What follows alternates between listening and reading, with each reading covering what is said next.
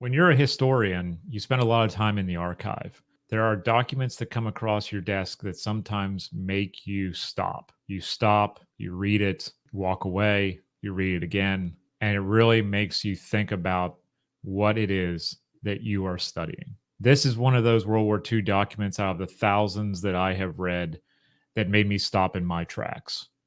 And it comes from a man who buried the dead. Letter to the Editor, Liberty Magazine, 1945. Written by George B. Park, Bridgeport, Connecticut. You wouldn't like my job. Me, I'm used to it by now. But that doesn't mean I'll ever get to like it either. My job is to bury the dead after battle. Not very nice to even talk about, is it? Certainly, it's not the glamorous or adventurous or heroic side of war, but it's a job that's got to be done, and somebody's got to do it. That's me. No, I don't actually do the spade work. There's a special squad that takes care of that. Sometimes we get extra help for this work too. Prisoners. I supervise. Identification tags, letters and papers and trinkets. So many, many pictures and snapshots, ever present images of the dearly beloved. Personal effects, somebody's private life, his love and laughter, his hopes and dreams, his past, and his future now no more.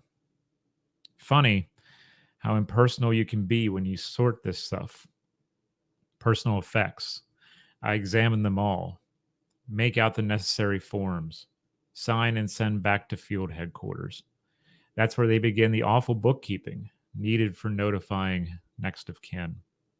Wonder how many lives be torn apart by those coldly official telegrams to next of kin.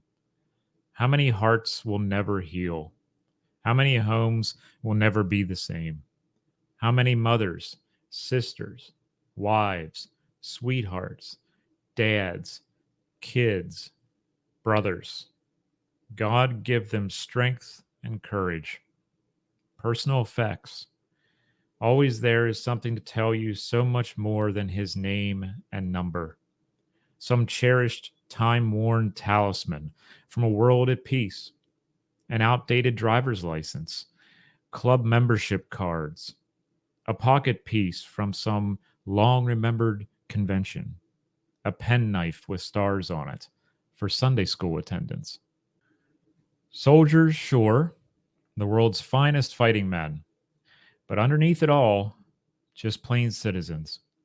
Truck driver, salesman, college boy, clerk, office worker, mechanic, farmer. On and on it goes. Men who loved to live. Let's get going, gang. Bring up the picks and shovels. Start the row here in the shade, and then mark two more rows here and here. Mark off the spaces.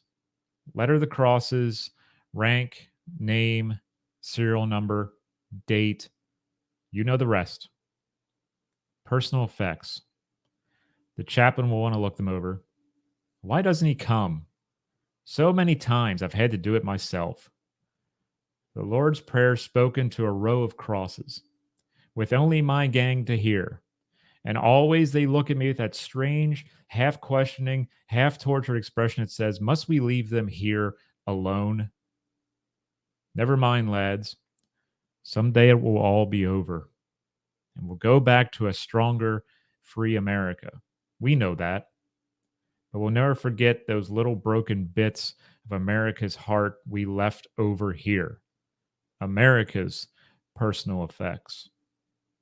Guess maybe that's why the gang always joins in with me when it gets to the part that says, for thine is the kingdom and the power and the glory forever and ever.